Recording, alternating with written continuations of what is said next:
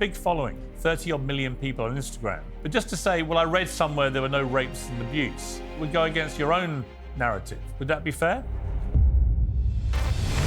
Yahya Sinwar, you were lauding him as a hero. Hamas is a resistance organization. Israel is a terrorist. Every single person that's been critical of Israel has either been killed or thrown out of power. And I don't think that that is a coincidence. I mean, as a veteran, where I really have, huge problems with this. What do you mean the Jews killed JFK? Today, a lot of conspiracy theories have all come true. I believe that Jewish supremacy is the greatest threat to the world today. It sounds to me, Dan, like you do actually hate Jewish people. If you say anything about Jewish people, you get canceled. I'm honestly gobsmacked. I don't have a hatred for Jewish people. You obviously do. I'm staggered about how brazen you've been. Makes Kanye look like a choir boy. Yeah, I just don't really give a shit. Henry VIII, Arthur at the Round Table, Elvis Presley. History and popular culture has given us many famous kings. None of them quite like Dan Bilzerian, known to millions of people as the king of Instagram. A superstar poker player, he racked up a vast following by documenting his unfettered hedonism, a lifestyle of beautiful women on beautiful yachts and beautiful places.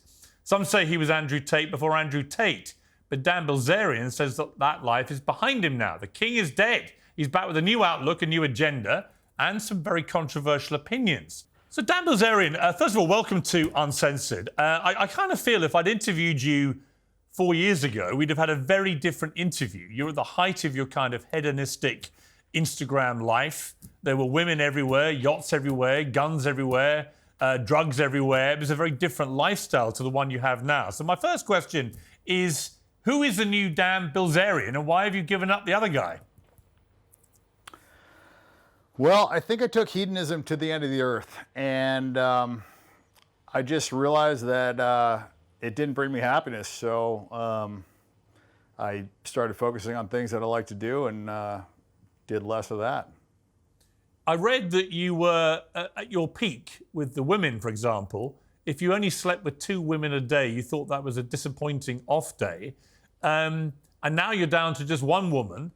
That's a pretty dramatic shift in your lifestyle, Dan.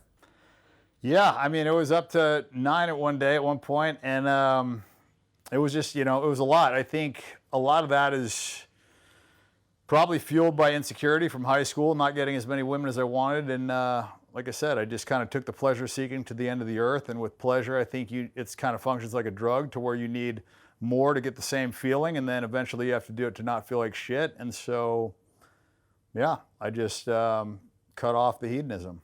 You even disappeared from Instagram for nearly a year. You only came back in May.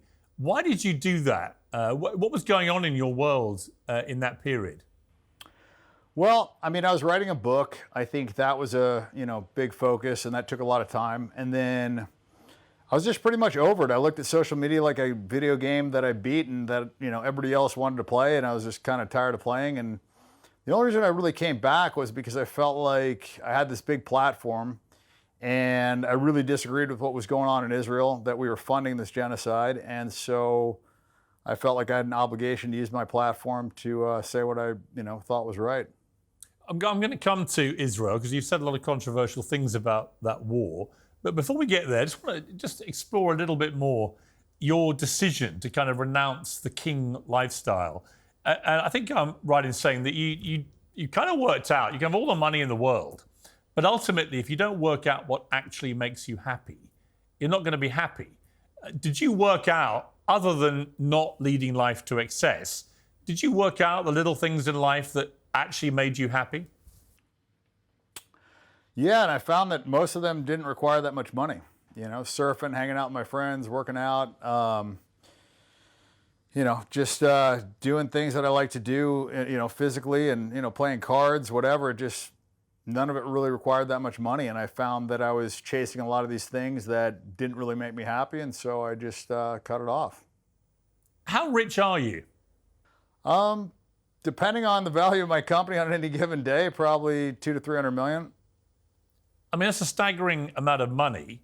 And yet you kind of worked out money doesn't buy you happiness. Does it buy you like security? Is that the best thing about money, that you don't have to worry about money? Yeah, and I think freedom as well. Freedom's a big piece of it. Not having to answer to anybody, being able to say what you believe, and not have to worry about paying bills and those sort of things. I think that's one of the biggest things that money gives you. And like I said, the freedom to do what you want. But as far as like material things, I think you get pretty tired of it pretty quick. And yeah, I just don't really give a shit.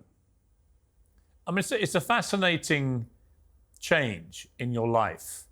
There'll be some skeptics who go, well, he doesn't really mean this. He'll be back doing the other stuff before long.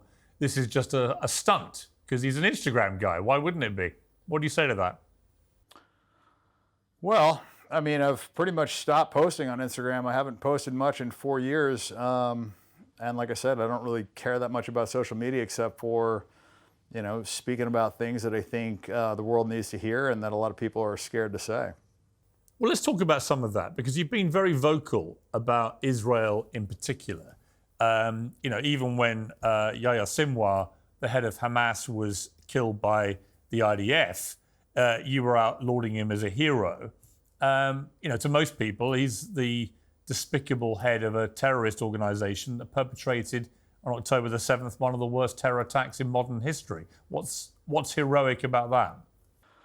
Well, I think when you look at it in a vacuum, it's a very different picture. It's kind of like if I, you know, raped your mother and I kicked you in the nuts 3 times and then you punched me in the face and everybody just wanted to focus on you punching me in the face. I think that that would be a very different conversation than when you looked at it, you know, the whole of what happened. And the whole of what happened was Nakba. You know, that's where it started. You have 750,000 Palestinians that got displaced. And then you've got multiple, you know, acts of terror, in my opinion, on Israel's side that would make October 7th look like nothing. So to me, I think it was a retaliation, and I think that Hamas is a resistance organization, and I think that Israel is a terrorist. When did Israel kill 1,200 people in a single day and wound nearly 7,000? Well, I mean, you have... you know, I mean, Nakba, there was, you know, what, 15,000 people killed during Nakba. I mean, there was Sabra and Shatila. I mean, that was 3,500 civilians. Then you have 2014, they killed 1,500 civilians. 500 plus were kids. I mean, so any one of those days would have been much worse than October 7th, but nobody really talks about those that. didn't happen in a single day. And October 7th is not nearly as bad as what they say. Well, those didn't happen in single days, as you know. Well, I mean, you have, I mean, Sabra and Shatila, I mean, that was 3,500 people, so that was basically 7 October 7ths. And October 7th, I think the numbers get inflated a lot too, because you're not taking into account that it was only 650 civilians, and there was the Hannibal Directive that was employed, and the Hannibal Directive is when the military is basically killing civilians so that they aren't taken as hostages. And, you know, that had to be hundreds of people, so I would argue that it was less than 500 civilians that were killed, and to me, that is much less than what, the Israelis have been doing to the Palestinians. But you said even the year when October 7th happened, they had killed, hundreds of Palestinians that year. It was the bloodiest year for kids. So that was a reply to what had been happening. But when you say that October 7th wasn't as bad as people have said, what do you mean by that? Because from Hamas's own boasting through their GoPro cameras, they mutilated, burned alive, raped and abused, beheaded some people, set fire to homes. They kidnapped babies, they kidnapped Holocaust survivors, grandparents. They did just about every act of depravity it is possible to do. And they didn't just do it, they gleefully posted it on social media and the internet so that we could all watch in real time the horrors that they were perpetrating. It's hard to imagine a more horrific act than what happened that day. Why would you try to downplay it? Well, I mean, there was only 2 babies killed from what I was told, and one was in the hospital, and the other one was shot by a bullet. There was no babies in ovens. There was no, beheaded people that I saw. The rapes were disproven. So all that was Israeli propaganda. And the problem is Israel has continued to lie and lie and lie, and they've been caught lying. And they're the only ones that have actually been caught red-handed raping prisoners. And they've done it, and the people that raped the prisoners were now heroes, and they got released, and there was nothing that happened to them. So I think it's very hypocritical to focus on things that they're doing and then try and blame them, on Hamas or the Palestinians. It's interesting because, it's just, to me, total bullshit. It's just Israeli propaganda. Yeah, I mean, listen, many people will listen to you and think that what you're spewing is bullshit propaganda from the other side. And the reason I say that is you say there was no raping or abuse of women, and yet the UN Special Representative on Sexual Violence in Conflict, Pramila Patten, reported in March this year that there was clear and convincing information that Israeli hostages in Gaza experienced sexual violence, including rape, sexualized torture, and cruel, inhumane, and degrading treatment, and reasonable grounds to believe such abuse is ongoing. There was also reasonable grounds to believe that conflict-related sexual violence occurred during the 7th of October attacks in multiple locations across Gaza periphery, including rape and gang rape in at least 3 locations. So when you say it didn't happen, what you're really saying is you think that the United Nations report into all this, which established it absolutely did happen and was horrific, is what? Is a pack of lies? And if so, why would the United Nations lie? Look, I wasn't there, but I have, seen articles that said that it did not happen. So, if it did happen, that's terrible. And I think that's, atrocious. I don't ever believe in rape, but, during, Sabra and Shatila, there was a, girl raped in front of her father. And, that's happened on the other side numerous times. I mean, it happened in the prison. I mean, they were literally rioting because they felt like they had the right to rape these prisoners. So to me, I think it's a bit hypocritical. You can't believe that you have the right to rape prisoners and then complain about them raping, your civilians as well. So I don't think it just can only go one way. I think it's atrocious on both sides. You said Hamas are not terrorists, they're an army fighting for their country against the worst terror organization on the planet. And yet Hamas were given power in Gaza in 2005. They were given billions of dollars, a lot of it in a very suspect manner by Benjamin Netanyahu and his government, because he wanted to create a rift between Palestinian groups, and I completely accept that. But there's no doubt from what has now emerged that Hamas spent most of that money not on benefiting the lives of Palestinian people in Gaza, but on building an elaborate tunnel system and arming themselves to the teeth so that they could perpetrate this act of horror on October the 7th in a strike against Israel that they hope would decapitate Israel. I'm just curious why you would go out of your way. You say you've read things, but you're a guy of big influence. You've got a big following, 30-odd million people on Instagram. With respect, and I say this respectfully, I understand why you want to support the Palestinian cause, and I'm sure there'll be many points of agreement we would have on that. But just to say, well, I read somewhere there were no rapes and abuse, it doesn't seem to me like you've really studied, or perhaps don't even want to study, the facts about all this, because it would go against your own narrative. Would that be fair? I mean, look, I got no dog in this fight, Piers. I'm not Palestinian. I'm not Muslim. I'm just saying what I believe is right. And let's just say there was rapes. I mean, I think that's terrible. But like I said, they are, an occupied state, and they're operating in apartheid. So when you are kept in an open air prison, there's going to be resistance. And how that resistance manifests itself is, it's going to be violent eventually. I mean, if you kill enough people and you take enough land and you treat people like second-class citizens, and and you're stealing land in the West Bank, and you're just basically, encroaching these people's human rights on a daily basis, there's going to be repercussions. So, I'm not going to be the judge or jury, and I'm not going to condemn these people for fighting back. I think nobody had an issue with, South African apartheid and their resistance. So I don't know why there's an issue with the resistance in the clear apartheid that's going on here. You went on a Patrick Bet-Davis podcast. He's a friend of this show. You said the Jews killed JFK, and that Israel wanted October the 7th to happen so that Israel, had a reason to take the land. Let's just discuss those two things. What do you mean the Jews killed JFK? So I believe that was an Israeli Mossad operation, and they've committed multiple false flag attacks. I mean, they've, the USS Liberty, you've got the Levin affair. I mean, so they've got a history of doing this, and I don't think it's crazy to think that they were involved in that assassination, and that's the reason that Trump didn't want to, release those files. And I think clearly it had to be embarrassing. Otherwise, why wouldn't he want to release it? And that's the only thing that I could think of that would be embarrassing, because everybody from that time is pretty much dead by now. So it would make sense. I mean, they wanted to cut off, it's now AIPAC, but the Zionist, organization that was doing all the funding that should have been registered as a foreign entity. And, he wanted to register them under FARA. He wanted to, take away their ability to have nukes. And, they didn't like that. So I believe that they killed JFK. But just to be clear, I mean, you have absolutely no evidence that any Jews killed JFK, do you? Nothing. Well, I mean, that's not true. I mean, Jack Rubenstein, that was the person that killed the supposed Patsy Lee Harvey Oswald. I mean, he was a Jewish mob guy.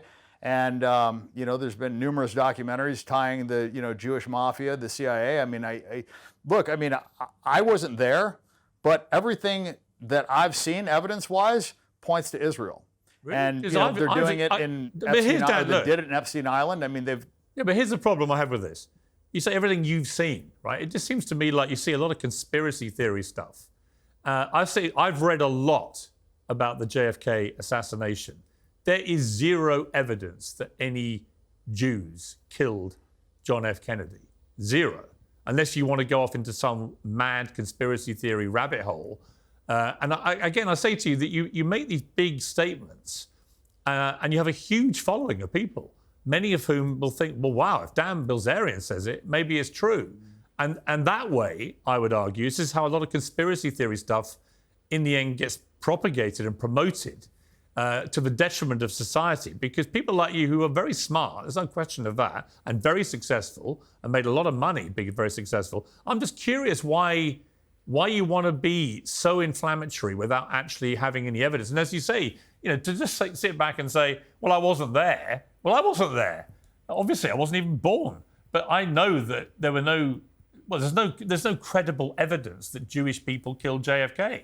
And yet you just say it as a fact, as if somehow we should just believe this. No, I didn't say it as a fact. I said that's what I believe. And if you look at, the history of people that have criticized Israel, Gaddafi, Saddam Hussein, JFK, Nixon, I mean, they all have similar fates. And so I don't think that's a coincidence. I also think that today a lot of, quote unquote conspiracy theories have all come true. So, about, 2-3 years ago, being a conspiracy theorist, you were a nut job, wacko, whatever. And now it's just like every single one of them seems to be coming true, coming to fruition. So I don't know. I mean, I think once you see the government lie to you and lie to you on a scale like they did during COVID, you start questioning a lot of things. And I think it's healthy to question things. And I think one of the big reasons why I've marched down this path so far is because once I started questioning Israel and once I started speaking out against Israel, I saw the ramifications and I saw the pushback. And the side of right is usually never the side that's silencing people. The people that are on the right side of history are not the ones trying to, cut off free speech or punish people for what they say. You think the Jews killed Gaddafi as well? Israel. I think that they have way too much control on our government. And I think it is not coincidence that everybody that's been critical of Israel has, either been overthrown, Shah of Iran, like every single person that's been critical of Israel has either been killed or thrown out of power. And I don't think that that is a coincidence. I mean, the reason we fought a lot of these wars is because of Israel. I mean, Israel lied to us. They told us that there was weapons of mass destruction. We fought many wars on their behalf. So their influence cannot be, disputed. And the people that we continuously fight just happen to be their natural enemies. And they have influence on what we do. And that's my biggest issue. That's actually one of the reasons why I kind of started marching down this path, is because I see how much control Israel has over our government, and it's not healthy. And I see our politicians acting on behalf of Israel instead of on behalf of what is best for the United States. And that is, as a veteran, where I really have fucking, huge problems with this. I'm sure you do, but when you say that what was it you said? That the Jewish people said there were weapons of mass destruction. I mean, it was President Bush. He's not Jewish. It was Colin Powell. He wasn't Jewish, as far as I'm aware. What are you talking about? What do you mean? Well, I mean, you're talking about 0.2% of the population. So obviously every single person in there is not Jewish, but it is benefiting Jewish interests, and we are operating on behalf of Israel. That's what I'm saying. I'm not saying all of our politicians are Jewish, obviously, but what I am saying is that Israel has dirt and blackmail on our politicians, it's the only way to explain why they put the interests of Israel above our countries. And you see that. I mean, look, I truly believe that Epstein Island was a Mossad operation and they have dirt on our politicians, and they've done plenty of these, and that is why they control our country. I mean, explain it out. Why else would our country be doing everything in Israel's benefit to our own detriment? Israel doesn't do anything for us. Why would we be doing that? But we know why America, and the UK for that matter, Tony Blair, because I spoke to him about it at length at the time, we know why they went to war with Saddam Hussein in 2003. They went because they believed he had weapons of mass destruction. They were the ones who argued it. None of the senior people that argued it for America or the UK, in terms of Tony Blair, George Bush, Colin Powell, were Jewish. This idea that somehow Israel was orchestrating that war, I think, is completely nonsensical. I mean, my brother fought in that war for the British Army. He wasn't ordered into that war by Israel. It was a decision taken by George Bush and Tony Blair. It just seems to me that when people have accused you, if they have, of being anti-Semitic, this is the reason why. It's because you look everywhere for a reason to blame Israel for absolutely everything, even when there's no evidence that it was Israel involved in the actual orders that were taken. There is no evidence that Israel ordered the Iraq war. It was taken by George Bush's administration with the help of people like Tony Blair. Well, we went there because Netanyahu testified in front of Congress that they had weapons of mass destruction, which was a total lie, and it was a lie to benefit Israel because that was an enemy of Israel. So what I'm saying is they're the beneficiary of what we are doing, and it's not in the best interest of the United States. So clearly they've got control over our politicians. Yeah, to be clear again, though, I'm not saying our politicians are Jewish. I'm saying our politicians are doing what they're telling them to do. Right. Well, that's slightly different to what you did say. And you said on Patrick Bet-David's podcast as well, they play the victim card so effing much about Jewish people. I mean, do you not understand why Jewish people might feel a sense of victimhood, given that 6 million of them were killed in World War II by a genocidal monster in the Holocaust? Do you not understand why that might make Jewish people feel that, yes, they have indeed been victims? Yeah, I mean, that figure's been revised, but you know, I believe that Jewish supremacy is the greatest threat to America, and I think it's the greatest threat to the world today. I truly believe that. What do you mean the figure's been revised? What do you mean? Well, they said that it was 4 million that died in Auschwitz, and then they said it was down to 1 million, so they've revised the figure. Well, how many people? How many people do you think were killed in the Holocaust? 271,000 that died in Auschwitz. How many do you think were killed in the Holocaust? I don't know, but I would bet my entire net worth that it was under 6 million. Again, I simply ask you, Dan, what's the motivation for making claims like that? What do you stand to gain by trying to diminish what happened in World War II? I'm just answering your question. I mean, I'm a gambler, so if I think that something is a low probability, then I would bet on it. And I don't know for a fact, but the evidence all says that it was less than 6 million. I mean, just the mathematics don't work. Like, you can't cremate that many bodies. Like, the whole gas chamber thing, it's a very ineffective way to kill people. So when people have researched this and they've done the due diligence, they said it's mathematically impossible. You see, I'm sorry, but I just find that unbelievably offensive, and I'm not even Jewish. Again, there is clear evidence that 6 million people, almost predominantly Jewish, were killed in the Holocaust. 12 million were killed by the Nazis in total. They were a genocidal monstrosity of the Nazis who wanted to eliminate the Jewish people, and they tried extremely hard to do that. You said 12 million were killed? The Nazis killed 12 million people in World War II. 6 million were killed in You said 12? 6 million were killed in the Holocaust. Or do you not believe that either? Okay. I mean, Jews have killed far more Christians. Well, Jews have killed far more. Let's just accept the 6 million figure. Jews have killed far more Christians than that. I mean, it's not even close. If you look at the Bolshevik genocide, you look at the Holodomor, I mean, they've killed way more Christians. I mean, they basically invented the genocide. So, they deny the Armenian genocide. Israel denies that. They've lobbied the U.S. to deny that. I'm Armenian. They killed half of my people. So, and I'm not offended by that. If somebody questions that, it's not some crazy thing. I mean, Israel denies the Armenian Holocaust. Okay. It sounds to me, Dan, like you do actually hate Jewish people. No, I believe that Jewish supremacy is the greatest threat to the world today. I look at what they're doing in the media. They're pushing this transgender nonsense. I mean, and they did it in Germany. The first transgender clinic was opened by a Jewish guy.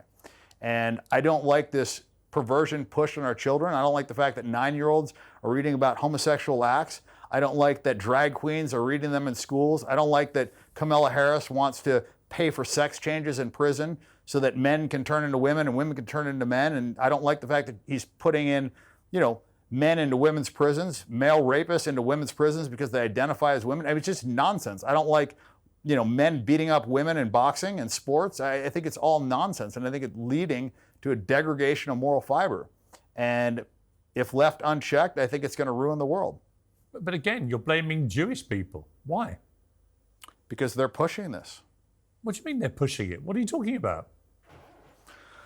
Well, I mean, they're controlling the media. I mean, the DEI is being pushed by BlackRock. BlackRock's execs are all Jewish. You look at where this is coming from. It's not a surprise. Dan, all the Disney execs are Jewish. Dan, they're pushing it on children. Right? Do you accept, Dan, that you are just blatantly anti-Semitic? Look, I have an issue with that term. I mean, I think the real Semites are the Palestinians. I mean, the DNA test that they've done on the Israelis that are living over there, they're Eastern European Ashkenazi Jews. I don't even think they're actual Semites. They don't have ancient Hebrew DNA, which is why DNA testing is illegal in Israel. But, I mean, you're literally denying their existence now. I mean, you are just a brazen anti-Semite, aren't you? You hate Jewish people. You hate Israel. You hate the state of Israel, its government, everything about it. You're blaming them you blame them in this interview for literally absolutely everything. When you say, well, I think most of the problems today is caused by Jewish supremacy. I believe that. I'm honestly gobsmacked that you would say all this publicly, given what a high profile you have. Yeah, I mean, it is not a. It's not a popular opinion for somebody that cares about money and cares about not being canceled. I mean, that's the problem. Is you can say whatever you want against Muslims. You can be super anti-Muslim. You can talk about them and nobody cares. But if you say anything about Jewish people, you get canceled. They, look what they did to Kanye. I mean, so why are they such a protected class? Let me ask you that. I don't think they are. I think they're a class that get targeted by people like you, and indeed by Kanye, who spewed horrible anti-Semitic nonsense. But yours, it seems to me, to be more insidious, because you're literally blaming. So you think that Kanye targeted them and not the other way around? You're literally blaming Jewish people for almost everything that's happened that you don't like in the world. That is the purest personification of anti-Semitism right there. That's what it is. Well, when you have a religion that promotes supremacy, when you have a religion that says that you are better than other people, and when you have a religion that says it's okay to steal from other people as long as they're not Jewish, when you have a religion that says it's okay to rape people that aren't Jewish, when you have a religion that talks about having sex with, kids that are under 3 years old, when you have a religion that promotes these things and promotes supremacy, I think you're going to have problems. And you see that in Israel. Israel is a manifestation of that religion. And I think that religion is, it's terrible. I don't believe in white supremacy. I don't believe in Jewish supremacy. I don't believe in supremacy at all. And right now, I think you have massive Jewish supremacy. You sound like a Nazi. I mean, why do you say that? That's literally what Nazis would have said in World War II. They would have literally articulated their hatred of Jewish people and the reasons why in exactly the way you've just done. I don't have a hatred for Jewish people. You do? I don't like a religion that says that they're better than other people. And what's that? Well, you do. You obviously do. It's blatant. No one watching this will draw any other conclusion. I'm staggered about how brazen you've been. Well, yeah. I mean, I don't like it when people think they're better than other people. And you see that in Israel, and they're acting like that, and they're treating Palestinians like second-class citizens. They're treating them like subhuman beasts. And it sells that in their Talmud. So it says if you are not a Jew, that you are basically subhuman. And I don't think that Judaism and Christianity go hand in hand. I mean, they believe that Jesus is in hell burning in human shit, and they believe that the Virgin Mary is a whore. So I don't think those are two religions that really intersect very well. But we've been programmed that they do, and we've been programmed that it's okay and that Jews are the chosen people, and I just disagree with that. I think everybody's equal. Do you even comprehend how this interview is going to play out when it airs? Yeah, I'm sure it'll be bad. But, my opinion is not politically correct, but I believe that is the truth. You're living in Qatar now. Well, that's where I'm at right now. I'm not living here, but visiting. Right. Is it the case that you feel safer to spew this kind of stuff from Qatar than you would spewing it in the United States? Well, I've had a lot of Jewish people attack me since I started standing up in support of Palestine. When I started saying things that were against Israel, I found that I had my Jewish business manager tried to extort me. I had lawyers do things that were illegal, and I found a lot of just hatred from the Jewish community because I was speaking out against a genocide, and that really opened my eyes to what's going on. You know why Jewish people? Like I said, rarely is it the case that people on the right side of history are the ones that are trying to silence people. Yeah, the reason Jewish people may dislike you is because of your obvious hatred for them and everything they stand for. You've literally spent the last 20 minutes on an anti-Semitic rant that makes Kanye look like a choir boy. I'm staggered, but also bemused as to what you think you'll gain from this, other than you're just laying bare your anti-Semitism for everyone to see. I don't think I'm going to gain anything. I think it'll be horrible for me, but it's what I believe. I don't think that Jews like Christians, and you see it when they killed them during the Holodomor, the Bolshevik genocide. The Bolsheviks, the leadership was 84% Jewish, and they were just mass killing Christians, and nobody talks about that. Let me just ask you one more time. Let me just ask you one more time to be honest. History books don't cover that. Right, let me just ask you one more time, just for clarity. I think you should be honest. But do you hate Jewish people? No, I don't. Then why do you spew such hatred about them? Well, I don't like what they've done. I don't like what their religion preaches. I don't like what's going on in Israel. I don't like their influence over our government. So, What do you like about Jewish people? I would say on average they're more intelligent. That's it? I don't have too many. Look, there's 2 billion Muslims, but everybody wants to, promote this anti-Muslim, this hatred for Muslim, like they're all, these terrorists. And I think the Israelis are the terrorists. I think they are the ones perpetuating the big acts of terrorism. And, nobody wants to talk about that. And what do you say to Jewish people who may watch this and be utterly horrified by what they're hearing? They can be horrified. I was horrified to find that they mass murdered Christians. I was horrified to learn the things that they teach in the Talmud. I was horrified that they think that Jesus is burning in shit in hell. I was horrified that they think that the Virgin Mary is a whore.